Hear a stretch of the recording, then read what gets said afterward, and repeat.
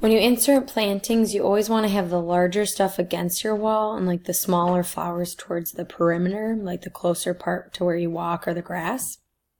So the way to insert landscaping components, go to massing and site, go to site component, and then over here you'll see some things that Revit has already loaded in for you. They're mainly trees. You can see like the height of them, but some of them aren't.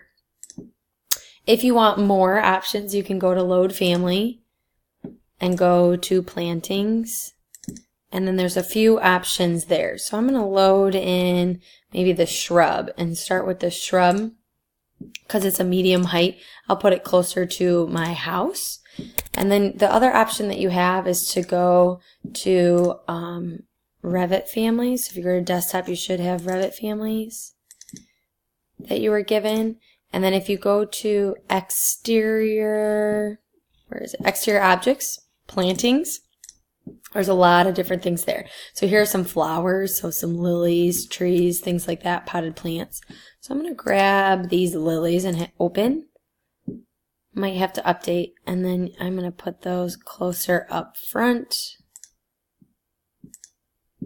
Let's gather those about.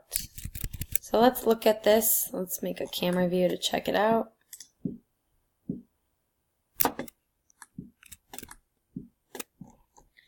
And those are my plantings.